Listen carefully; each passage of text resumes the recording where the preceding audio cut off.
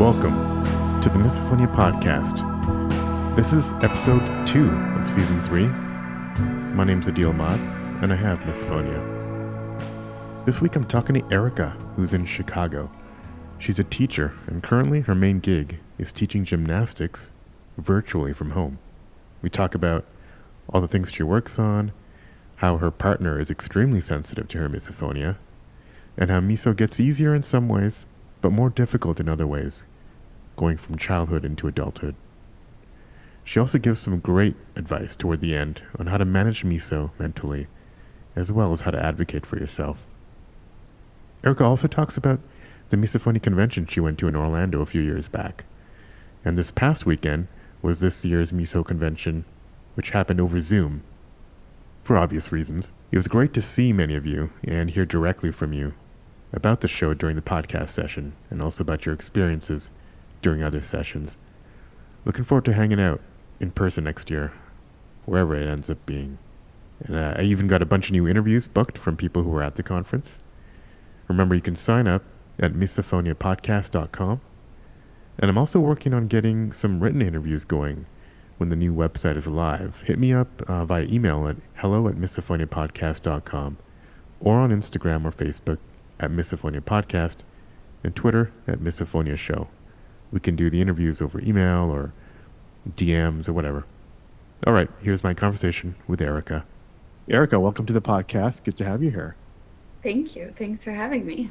Yeah, awesome. So, why don't we talked a little bit before we started, but why don't you just tell me again, like where you're located? I'm in Chicago. Cool. Okay. And I guess what do you do in Chicago? Do you have you're working there? You're in school? So I am working a little bit. Right now is an odd time, as I'm sure it is for a lot of people. So I'm pretty much just working part-time right now. I'm doing only things virtually, which is a little funny because I'm teaching gymnastics and like acrobatics from my home into other people's homes. So that's been pretty interesting. Normally, like before this, I was like last year I was mostly like a substitute teacher, and I decided that I would not enjoy doing that right now during time of COVID. So I'm not doing that, and I'm trying to figure out what I would like to do for work, or what I can do for work from home, because I would like to continue doing that for now, because I'm afraid of getting COVID, basically. Yeah, well, like we all are. This is an interesting week. This will air in the future, but this has obviously been an interesting week nationally for COVID news. Do you? Let's back up a bit. So you said you were doing substitute teaching in a classroom setting, just like regular school kind of subjects, like elementary school, like pre-K through 8th grade. Okay, and so teaching gymnastics, this was something that you do was it something you were doing on the side before, and now it's kind of like your main-ish kind of thing? So I used to coach gymnastics full-time several years ago, and then I stopped, and now I'm doing it basically like part-time. It was something that I was doing. I was doing many jobs at the same time. I was nannying. I've always managed to keep a few jobs at the same time. So the good thing about that is that when the country shuts down, I still had a couple hanging on, a couple jobs left over. So I'm just sticking with these ones that I can do for now. So I had actually just started coaching at a new gymnastics gym, in March. So I literally had been there 2 or 3 times, and then we had to shut it down.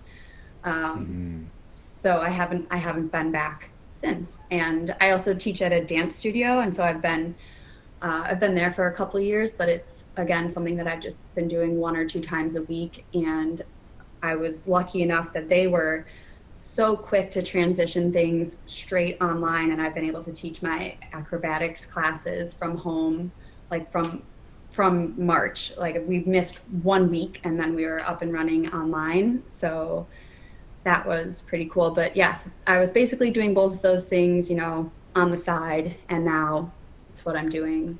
It's, basically the only thing I'm doing right now.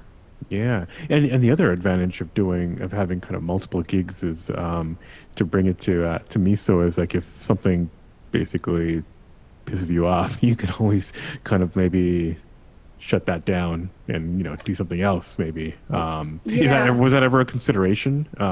Like not being 100% committed or being dependent financially on something that possibly could be a living hell.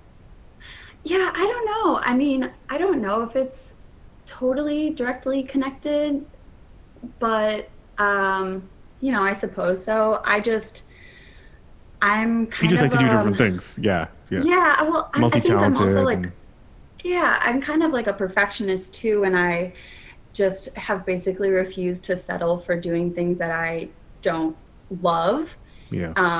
And that's kind of, it makes it hard, but it also is nice because I just don't want to, settle for a job that I hate, and I just am doing it for the money. So I've Yeah. just kind of held on to like little things that I do enjoy doing, and then I'm basically right, like not ever 100% committing, so I can walk away from something if I start hating it. And yeah, I mean, I don't know if any of my jobs I've ever left like specifically because of issues with misophonia, but Right. it's nice to have that option, I guess. Yeah.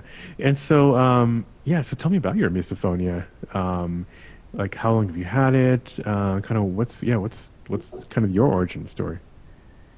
So I've had it for basically as long as I remember. The first, like the earliest age was like 5 years old. Wow. Yeah, that's pretty early. I mean, it's usually around yeah, late elementary, middle school. But yeah, I've heard of 5 years, but that's quite young. Do you vividly remember kind of what was triggering you? I remember that like I was having like other sensory issues at the time, like from as Mm, long as I can remember. And I don't know if they're connected or not, but in my mind, I feel like they must be. I mean, maybe. I guess I don't know. I talked to like a therapist when I was in high school who thought I had like a like sensory sensitivity yeah. disorder or something. But yeah, so some things that caused me a lot of anxiety when I was like very young were more like clothes issues, and like I could only wear my socks like if they were above my knee. So I would buy like soccer socks, or I'd have my parents buy me like soccer socks, or like I would wear like men's socks because like the sensation of them Mm, anywhere between like my calf and my ankle was just so irritating to me. I ah, couldn't stand it. And I was also like one of those kids who like couldn't have like tags in their shirts, and I didn't like anything with like embroidery on it, and I could like feel it on my skin. So I was like very particular with like hmm. those kinds of things. And I don't remember exactly how old I was when I first started having like sound triggers. Um, but I mean, I know that I was pretty young. Yeah. And do you remember like were there specific people who were triggering you? Yeah, my dad was my first one, who which I guess is kind of common Yeah. from what I've heard, which is interesting to me. Because I thought, my dad and I have had like a kind of troubled relationship all my life. My parents are divorced. They've been divorced since I was 3 years old. Mm, And so yeah, my first like big reactions and like problems were like eating at my dad's house is what I remember.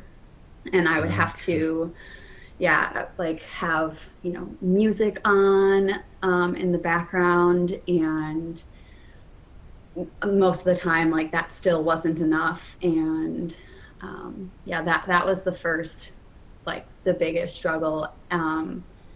For for a while, I feel like it was mostly just like related to eating, like chewing and other like eating sounds and body sounds, like chewing gum and stuff like that.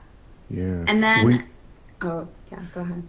Oh well, no, it's gonna. Were you the only child when you went over to your dad's house at No, that age? I have a younger sister who was there too, but Okay. yeah, didn't, she was not as bad as my dad. Um, I don't ever remember her being like a really big trigger for me when I was younger. I know that sometimes she's 2 years younger than me, and we fought often growing up. And I know there were some times where she would purposely, do it to make me mad occasionally, which was so mean. But, she Yeah. was my So she younger knew sister, so I that. get it. Yeah. So she knew that something that they could push your buttons that way. Um, Hmm.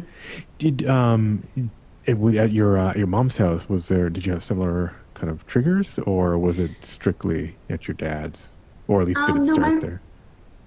like my mom too, but my mom was never as bad as my dad. And I don't know I wonder if it's just based on the relationship that I have with the two of them. But I mean, in my mind, my dad's chewing is like significantly worse than anybody Mm-hmm. else that I know. Um, but it also, could be tied to the emotional aspect of it. I'm not sure. But my mom would chew gum, and she would like pop her gum, and Yeah. that always bothered me. Um, and I think her eating would bother me too, but it was never as bad as at my dad's. Something that bothered me growing up at my mom's was like sounds. Another thing that triggers me is sounds that I can hear from outside of a room, like if the TV is on in the next room, or like at my mom's house starting in 8th grade. We moved when I was in 8th grade, I think, or going into my freshman year, and my room was in the basement, and the living room was above my bedroom. And so if my mom was like watching TV, I could hear like the muffled sound of it. Yeah, the And bass and the muffled voices and yeah. yeah, yeah. And it drove me just nuts. Got it. Yeah, so Um, it sounds like I mean common common story that yeah, dad is kind of initial trigger, but then the triggers just kind of multiply and start to yeah, spread to different people. yeah. Um did it and obviously yeah, your sister at some point picked up. Was it something that you were you bottling it up or was it quite noticeable to everybody around you? Definitely to my family. Yeah. But I don't know about at school or anything. I don't have any recollection of like being triggered while eating lunch in elementary school. I don't know if it really impacted me that much when I was young and in school. But as I Hmm. got older, like in high school and things, my friends knew about it at that point because I would like share it with them. But I would say that the majority of people that I was around in school or otherwise probably didn't know that it was something that I was dealing with. I shared it with like a few teachers as I got older, but Mm. yeah, that's about it. So how was the reactions to all these people along the way? Like let's say your parents early on. Obviously, you didn't. I'm assuming you didn't know what it was. But Right. how did they were they sympathetic? Were they freaked out or No, like I don't remember any sort of like big reaction to it. yeah I mean, the way I don't even know how I described it. I think it would literally just be me saying like, can you stop chewing with your mouth open? Like, please stop chewing. yeah Um, I don't think I was like very aware of, like the common thread. To me, it was just like mostly chewing and hearing things from the other room, but I don't even know how I communicated that. Like I don't recall, other than just like, can you please turn the TV down? Or, Yeah. my dad would like my dad bought these like Bluetooth headphones that he was able to plug something into the TV and then hear the TV like in his like Bluetooth, which was amazing. And I would make him use it because I Yeah. actually went to go live with him for a year when I was in high school, and he used that, and I was very, very grateful. Um, yeah, but I know like I had a teacher in high school who I remember this vividly. I don't have a ton of memories of it affecting me when I was in school, like I said, but I had one teacher that I had for my freshman biology class, and then I had him again my junior year for anatomy. And his room had a clock in it, as most classrooms do. But anytime we took like a quiz or a test, it would be silent, Oh and yeah. I could hear his clock. That's another one of my triggers, is like clocks or like repetitive noises of like a fan ticking or something. And so it would be totally silent, and all I could hear was his clock. And so I just told him, all I can hear is the clock. Did you do anything And about it, or? he did. So every time we took a quiz or a test, he would take the clock off the wall and put it in a cabinet. Yeah. And I mean, I just appreciated it Yeah. so much, because, the feeling of all of a sudden everything's silent and I have to focus on something very specific, but all I can hear is something else that's very specific. And just that anxiety just building and building. And I'm sitting here thinking, I have to take a test now, but Yeah. I can't. And he understood. I mean, I don't know how much exactly he understood, but he was, conscientious and understanding enough He to didn't want to see a say, scene. yeah, well, I mean, he's probably one of my favorite teachers that I've Yeah. ever had in my life. And so he got it, and I would like look at him and look at the clock, and if he forgot, and he would just go over there and take it off the Oh, wall and put it in the cabinet, and that's that was great. it. Yeah, it was amazing. Yeah, It I was don't really remember great. when I was in school clocks necessarily bothering me, but I'm taking I have a piano instructor now, and when I go into his studio before COVID, it's a Hmm. tiny room, and there's a clock ticking, and I Hmm. cannot keep a rhythm because Mm. it's like, so I have to like take it off the wall, shove it under a thick jacket or towel or something, and just kind of not hear it, Right. or I'll just remove the battery. But then I had to reset the Yes. time. It's a pain in the ass. Right. Anyways, Hmm. this is what Yep. we deal with. Yep. Yeah, so like, yeah, so for me it's kind of obviously that wasn't a trigger, and now it is. How how have you, so you started with your dad's chewing, obviously went on to other stuff. Post school, has it continued to multiply, and how has it kind of affected post high school, post college? It's in some ways, I feel like it's gotten better, and in other ways, it's gotten worse. Yeah, I've heard that kind of reaction too. Yeah, tell me Yeah, more about that. because I think, as I got older, some more triggers like developed, and it was really bad when I was in like high school, college, right after college, where I just like, really didn't have control of my environment. In high school too, because I was living with my parents, or I was living in dorms, and I was in classrooms, and I really couldn't change much about those situations. And Yeah. so it just really felt like torture. So when I was in like high school and college, I had very little control over the situation. And so it was at some points like really quite torturous. Like, there's nothing I can do about this. It felt like the end of the world. I remember like my roommates having parties and having people over and hearing the music downstairs and just like being so distraught and so upset. I mean, it was terrible. I still remember like that feeling. And as I've gotten older, and I can choose where I live and who I live with. I can Exactly. choose to live on the top floor in a small building on a quiet street. I can, make sort of modifications of my living space to, you know, to like cater to my needs. So in that way, it's gotten better, but it's almost like my tolerance for this kind of stuff has gone down because I'm no longer used to dealing with it. And so if something like I used to live in a house where I had a neighbor 2 floors up who would play like an Xbox or video game of some sort and had it plugged in to some sort of sound system that would literally, I could feel it down Subwoofer, to, yeah.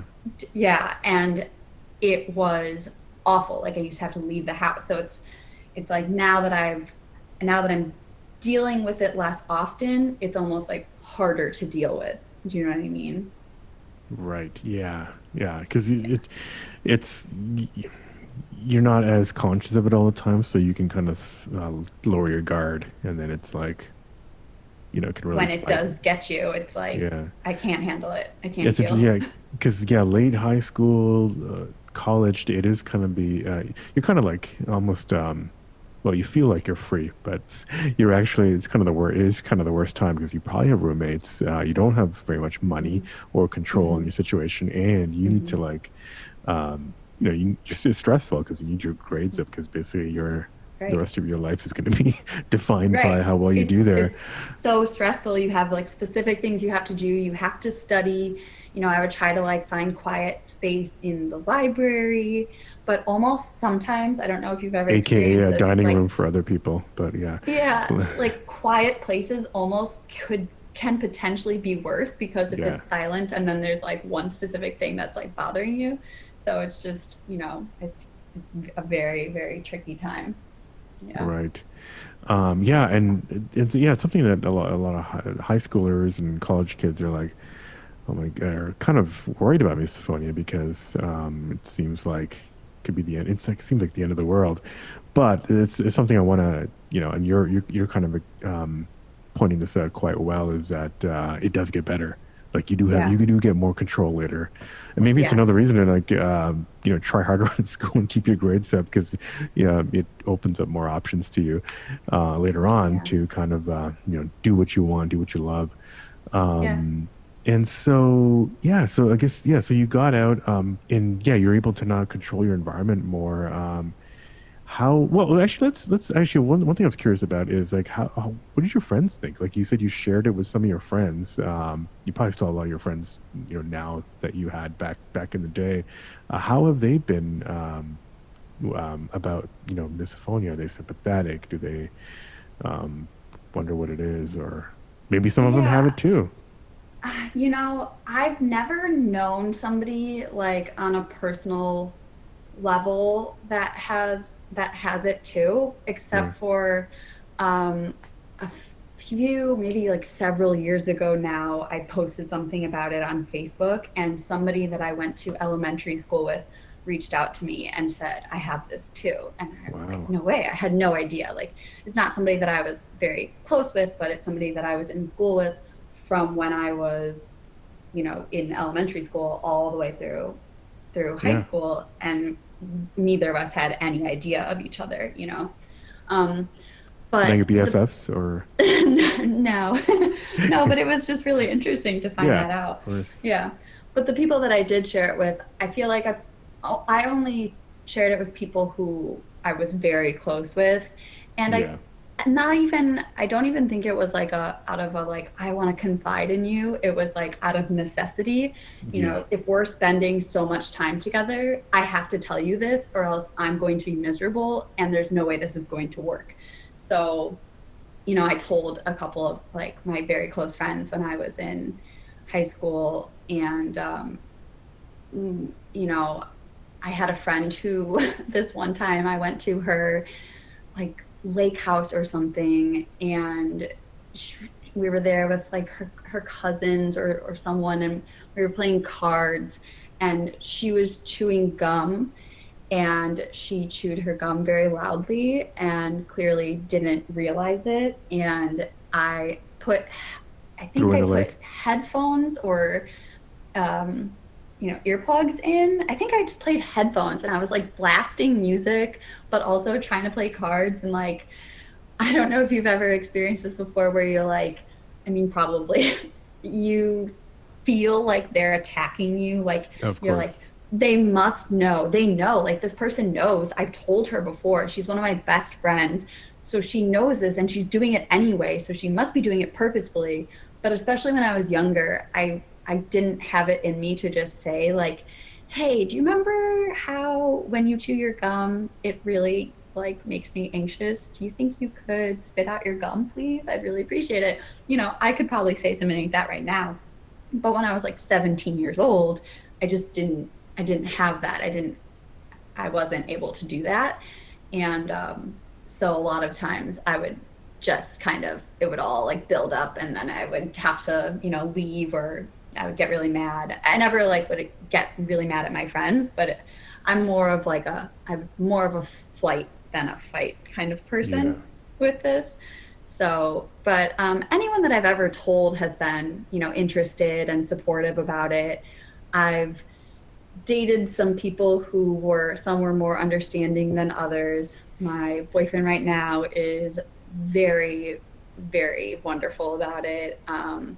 He is very careful when we eat together, but also he understands that we pretty much always need to have music or the TV on while we eat, just in case. Good man. Good Anytime man. Yes, anytime he like slips up like a little bit, like he catches it and he looks at me, he just like freezes and he looks at me.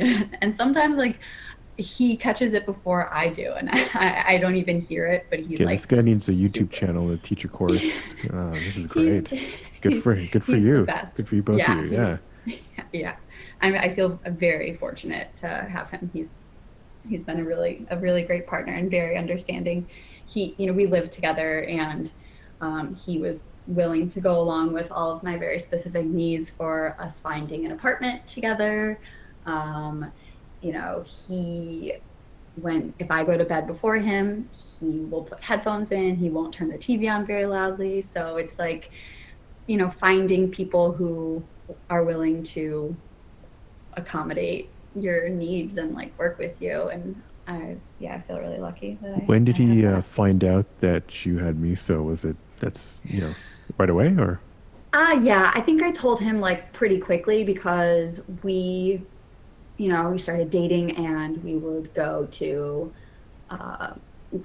eat or something. And at first it would maybe be at like a louder bar. And so it wasn't, Yeah. it's not something that I told him like the first time we hung out, but pretty quickly I did because I can't, I feel like I have no choice at this point in my life because I'm just not willing to Yeah. sit Yeah. Who and cares? Yeah. suffer anymore, Right. And Plenty so of I fish in told the him sea. pretty quickly. Yeah. Yeah. And the person that I had dated before him triggered me a lot. And at no fault of his, it was like his yawns triggered me, Yeah. the way that he breathed, his snoring. And I, so I knew right away, like things that I had to watch out for. And I Was it told one? him Was of, it someone who you can't just keep a yawn silent? They have to kind of like has to have a man, tone to it. he would, the only way I could describe it is that he would chew his yawns. He Okay. would yawn and then make, like, it was never just like a one simple, like, I feel like typically people open their mouth to yawn and then they close their mouth. Oh, He I think I would know where open you're his going. mouth to yawn and then he would like close and open a couple more times. Okay, yeah. Let's not get too detailed, but I think we all know what you're talking about. Yeah, that kind of Yeah. yawn. Yeah. Yeah, I don't mean to like trigger anybody who's listening No, and, you did the right thing. He had to go. yeah. Yeah, I mean, I felt so bad though. I mean, it's a horrible feeling cuz you end up asking Yeah. people to like stop breathing. I Right. mean, Right. that doesn't make any It's sense the dilemma that and we it's have. It's like, oh, so is this hard. worth even saying? Oh God, I'm gonna sound like such an idiot. I mean, that's yeah. It's Yeah. it's so hard because what I can't actually ask him to change that about himself. Right. Like, but I really wanted to. I want to say like, you know, can you see a doctor about this? Because clearly, like, you're breathing, so, not about the yawning, but like about the breathing and the Okay. snoring. Yeah. And Yeah. go talk to your doctor about how you yawn. No, but I'm like, maybe like you need to have a surgery or something to Right. open up your airways so that you don't breathe so forcefully. And I'm, thinking this and saying this, and at the same time thinking like, this is outrageous. This is totally unrealistic and irrational. But what else? What else am I supposed to do? Right. you know? And did he? Well, so did he know that you had misophonia? I mean, I guess he did, right? I Yeah, mean, you must have told him yeah, to. So yeah. do I you told. did you when did you find out it had a name? Like, when did you find out that misophonia is misophonia? Um, when I think it was like 2012. I was like Okay. 22. And so I was out of college. It was like right after I graduated college. And my sister sent me an article on Facebook. And that was the Maybe the New first York time. Times article probably. I There was have, yeah, something I going don't on. know. Yeah. Yeah. Yeah, and she sent it to me, and I was like, oh my gosh. Yeah. It was something, obviously, I had no name for it. I had talked to like therapists about it before, and nobody had a name for it like that. And like I said before, like I had a therapist in high school who thought it was like a sound sensitivity, uh, or like some Sensory like processing disorder or something like that. yeah, Yeah. yes, sensory processing disorder, right. And I had a therapist in college who thought it was OCD.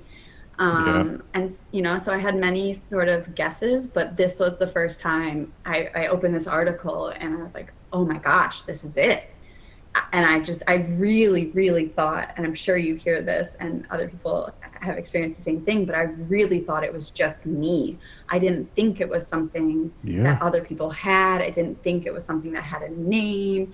I just thought it was just Or that it was me, just like a part neurological. of me. I mean, you could probably, some people probably think it's like a bunch of people are very sensitive, but it's amazing when you realize that no, this is research is pointing to a neurological disorder. Yeah. hmm Um, It was amazing. It was yeah. amazing to me. And so did it, was it something that you just like, you just forwarded to like 100 people, or is it just kind of, did it kind of change the way people, or that you explained it to people and how they reacted?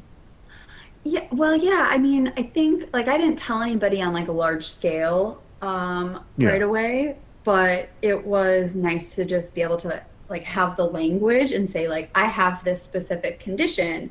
I was able to describe it better. I was able to talk about it, explain it more instead of just saying like I can't stand people chewing gum or just it was now, oh, I have this specific thing and the way it affects me and lots of other people is like this. And it just seemed much more, I felt more comfortable doing that too, Yeah. and a little less guilty, knowing that I wasn't the only one and that I had like these very specific needs and demands of others. So that was really, really nice. Yeah, and that's Yeah. interesting.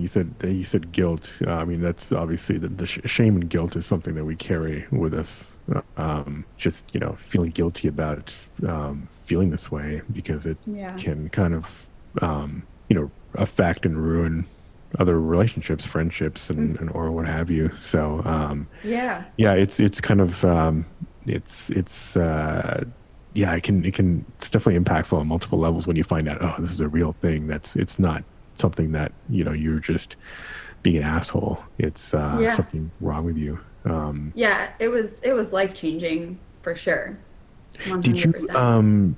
you mentioned a bunch of therapists who kind of like had kind of lateral diagnoses. Have you found any therapist or anyone in the medical field who that you've talked to who's heard about it? So my current therapist has it. Whoa. And it was a complete coincidence. So I can tell you, so going back in time a little bit, I went to the conference that was in Orlando, I think. Oh, okay. Yeah, I think there was one Several. there. It was like the second one that they had, I Uh-huh. think. Uh-huh. And I learned of an audiologist or something. Somehow I got connected to an audiologist in the suburbs around me, and I went and saw her, and she was able to give me like an official diagnosis and like a letter Yeah. that I could use for whatever I needed it for. I don't think I ever ended up actually using it, but it was nice that I just like had it in my back pocket. Um, and then I asked her if she knew of any therapists or psychiatrists that knew of misophonia or had experience treating it, or because I was thinking, is there any medication that can help me manage this? Because I would sure love to just take a pill and have it go away. Of course, nothing is ever really that simple, but I hoped. And she connected me with a psychiatrist who hadn't had experience with it, but was willing to learn about it. And that didn't really last very long. He prescribed me some like anti-anxiety medication, Yeah. but it just didn't really, it wasn't exactly what I was looking for. And so that was kind of short-lived. But, several years later, I just happened to be matched with this therapist, just, through my insurance. I actually was seeing a different therapist at the same location and didn't really feel like anything productive was happening. And so I requested to switch to a different therapist in the office. And turns out she has it too. And Wow. yeah, I mean, it's just a total coincidence. We haven't spent like a ton of time talking about it. It comes up, but it's not like a Yeah. main focus. But it's certainly interesting and just a very unique experience to just be able to kind of like mention it and not have to totally Yeah. explain Yeah. it. And she Right. just goes like, "Oh yeah, I know." Like, "Oh, me too." But the very first thing that she ever commented on was that she has it too, but it doesn't really affect her as much anymore, and it doesn't really affect her like it used to. And part of me says like, "Oh, that's amazing. I want to have that experience too." And then the other part of me says, "Oh, I doubt that will ever happen to me." But I can't imagine. Just like I almost can't imagine any sort of therapy or treatment actually helping. Mm-hmm. Um, is just a thought that I have, but it is a little encouraging for her to say like, well, she's married, she has pets, like she's living a fully functional adult life, and it's not something that is ruining her or holding her back. And she made it sound like pretty minimal, like it's not impacting her life on like a daily basis. And I was like, wow, well that's makes me feel a little hopeful. Yeah, promising. Has she, I Yeah. know you guys don't spend too much time on it, but has she kind of like maybe thrown out some tips here and there or some kind of experience or some kind of ways she deals with it? I wished that I could say yes, but honestly, not that I can think of off the top of my head. Mm-hmm. She's just very, very helpful though with just about everything. And I've never had a therapist like this before, but I'll go to her with a specific problem, and a lot of times she'll use Google, or she'll say, you know, I was listening to a Ah, podcast the other day, and she'll go right there on her computer and pull up a website, and here is a tangible solution, or here's a research-based idea, or something that I can use. She's very like, here's a resource, here's what you can do with it. And I really admire like that way of thinking, and it's something that is really helpful to me as a person, in therapy, because I've been with several therapists who just will let me kind of like sit there and talk and complain, not complain, but just vent about things that are Yeah. bothering me, and they'll just listen, which for some people is what they need. They need someone who just will listen and let them like talk something through. Yeah. But the way I operate is I need like a tangible solution. I need like an action Yeah. step to take, and she's so great about doing that. So What are some? yeah. Yeah, I guess we haven't. We talked about using flight as a coping mechanism. What are some of the tools that you use? Maybe even write down in like I don't know, types of headphones or any I don't know, earplugs or what are some of the Yeah. things? What are some of the things you do day to day to kind of cope? Well, so right now I'm spending a lot of time at home, so it's really only things that I'm experiencing in my home. But Yeah. flashback to prior to March maybe. I always have headphones with me. I use the Skull Candy. Mm-hmm. Just I got a pair of they those. Yeah. Yeah, like I have these Bluetooth ones that I've been using since I've been doing things virtually and like teaching, and so I like can hear my like students when I'm not right in front of my computer, because I'll get up and demonstrate something in the middle of my living room. And so I've been using those now, and they're really nice because I can also play a podcast from my phone and like walk around my house and not have to worry about Yeah. being attached to wires. But even before that, I just used like Skull Candy um, headphones that I just like the way that they fit in my ear, and they do a really good job blocking out other sounds, I feel like. Mm-hmm. I've tried more expensive, like noise canceling headphones, like the kind that go over your ears instead of in your ears, Yeah. and they never were super helpful for me. So surprisingly, just these like ones that you can buy for like $12 from Target have Yeah. The been cheap ones the work. I best. mean, Yeah, yeah.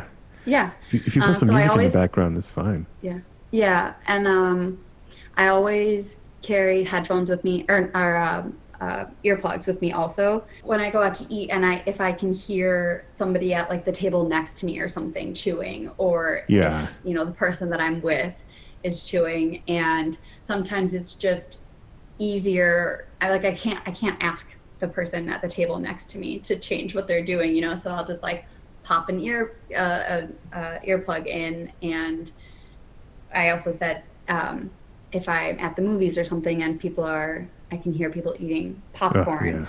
I'll put those in, and they work well enough to block out the little sounds around me, but I can still hear the movie. Or when I was in college, I could still hear my professor, or like I would even put headphones in and not play anything just to like block out the sound a Yeah. little bit. I could still hear people talking to me.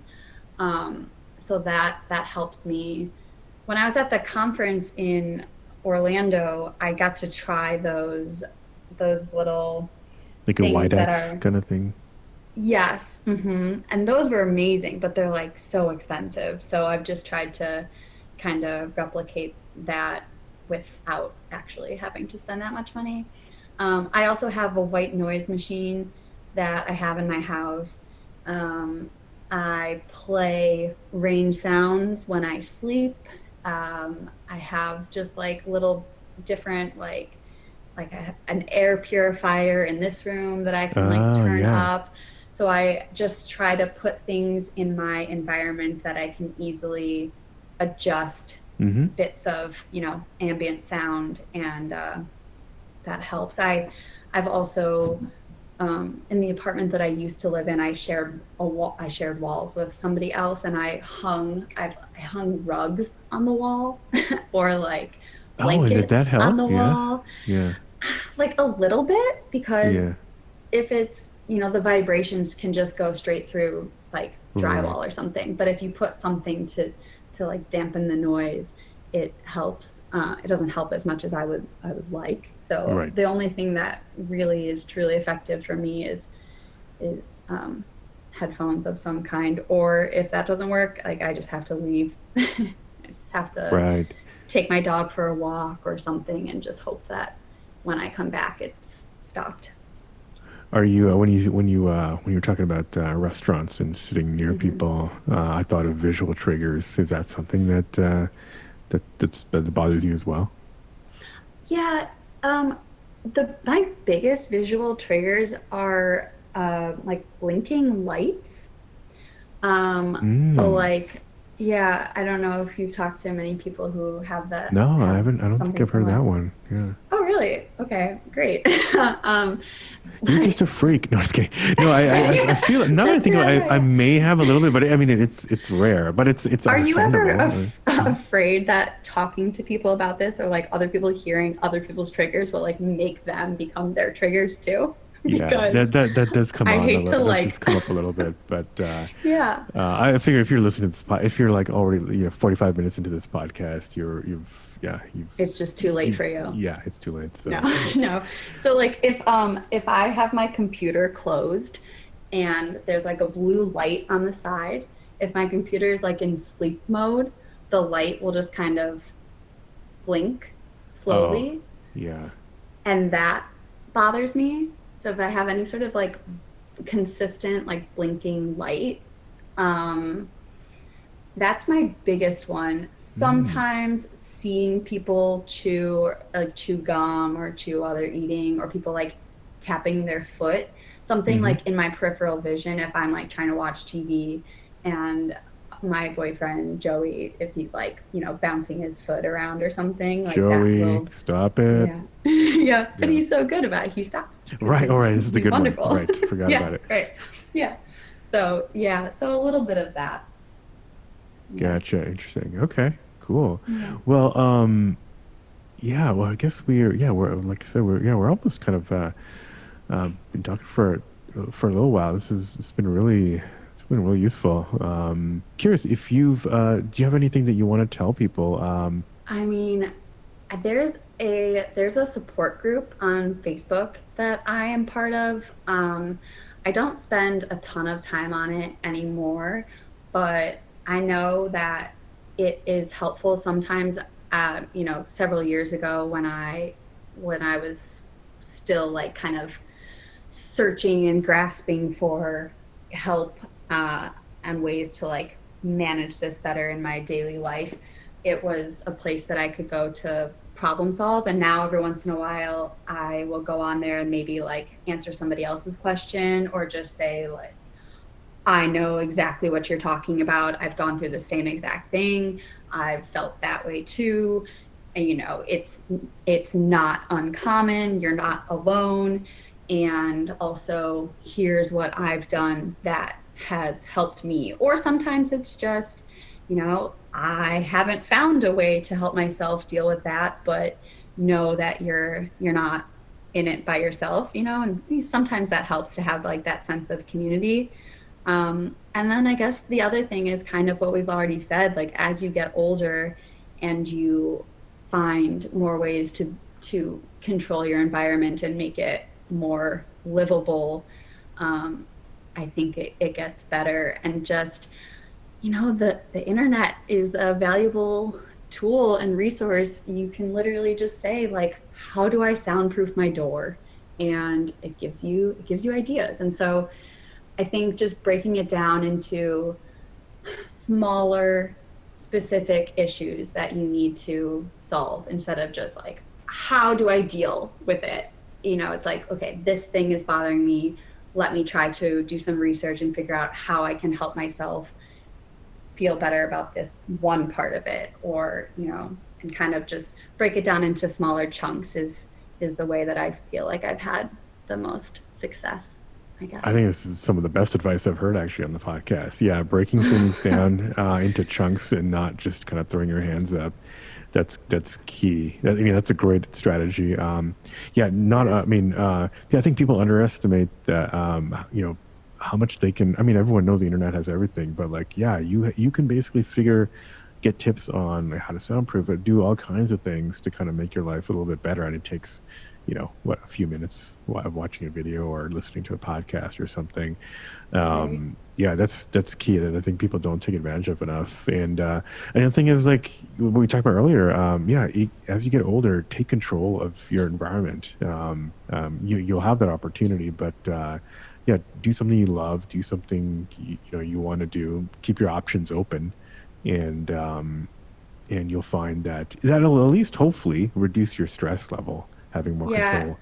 And then stress, as we all know, is a huge catalyst. So it's just absolutely. another way to kind of like to kind of help things out a bit.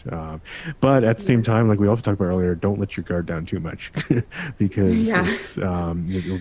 you'll feel like a knife falling on your head if you're not, you know, conscious at some level. So, Yeah, I would say also just one more thing is oh yeah. not to be afraid to talk to tell somebody or to ask them, you know. Hmm. It's just not, I know that we like feel guilt and feel shame and feel embarrassed and feel like, oh, it's so irrational that this thing is bothering me. I can't possibly tell somebody to change what they're doing, but honestly, you have nothing to lose. And if this person just says no or looks at you like you have three heads, you know, you're still where you started. You're probably no worse off.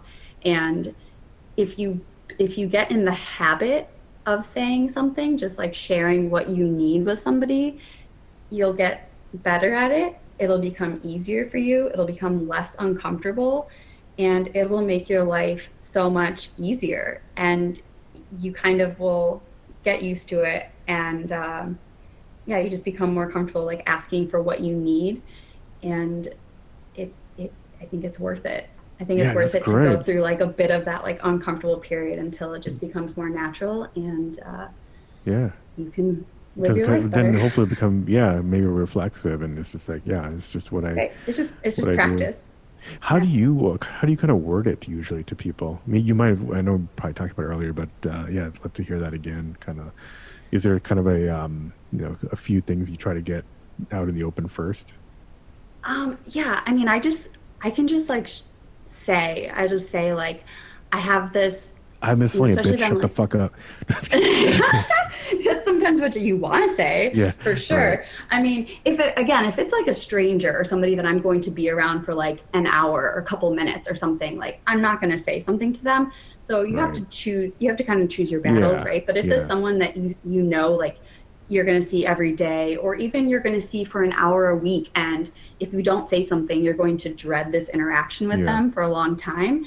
If that's the kind of person that it's worth saying something to, you can just say like, yeah, I'm like, or you know, when I'm searching for apartments or something, I've just gotten used to saying like, I'm really sensitive to sound. You know, these are the sounds that bother me, and yeah, so I'm looking for like a really quiet environment, or I'm looking for like a quieter roommate, or I don't want to share walls with people. So, you know, just being specific. If I'm going out to eat with somebody, I mean, there are some people who I just will not go out to eat with. Like I won't go out to eat with my dad. You can't force me. I won't do it. Right. But if I were to go out with somebody who I know is going to trigger me, or maybe I don't know ahead of time, um, you know, I could maybe say something, but in that kind of situation, it might just be easier to like slip an earplug in. And then if they say something about it, I could explain, or, you know, or just not. But I think it's just, I can either say I'm really sensitive to sound and just put it like that, or I can go through the whole explanation of like, if they're interested, if I think that they're going to take the time to listen to me and try to understand what I'm telling them, then I can say like, I have this condition, this is what it's called, my body has a physiological response to it, I get really anxious, and I have like a fight or flight response. And you know, some people find it interesting and some people are willing to help you and work with you, and some people aren't, and you just have to kind of feel that out, Yeah, I it's a guess. judgment call. Hopefully you Yeah. have the intuition, but like you said, if you just kind of keep doing it, it'll come with practice. Yeah. Um, that's great. Well, I almost don't want to end, but because I feel like there's more nuggets of information that will come out. But this has been great, Erica. This is yeah, super helpful. Great talking to you today. And Yeah, thank you. And thank you so much for putting this together because it really, um, you know, I contacted you after listening to just a couple of episodes because I just mhm. thought I never get to have these conversations. Like literally I can probably count on two hands like the number of conversations that I've really had with somebody who understood and it Yeah. deals with this kind of stuff. So I just was listening to the episode and kept on wanting to like jump in and say like, "Oh, me too," or like, "Yeah." Yeah. So thank you for doing this because I feel like it will help people feel less alone with what they're dealing with. So I Yeah, I want to hope thank you. so. No, yeah, of course. I appreciate hearing that. Yeah.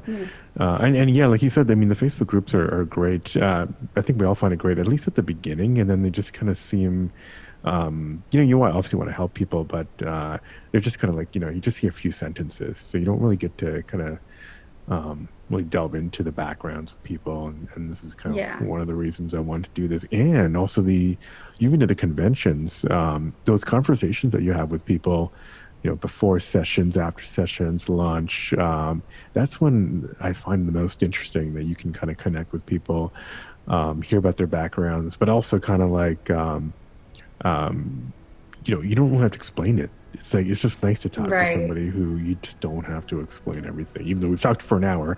But Yeah. Yeah. we kind of there's But we yeah didn't have to talk about like the right fundamentals of it. We could right. talk How do more you about spell the details. misophonia? No, yeah, we Right. exactly. Right. Um, well, cool. Well, Yeah. yeah. Thanks again, Erica. Yeah. Thank you. Thank you, Erica. Some really insightful stuff, I thought. If you're enjoying the shows, please consider hitting the 5 stars on Apple iTunes. Music, as always, is by Moby. And until next week, wishing you peace and quiet.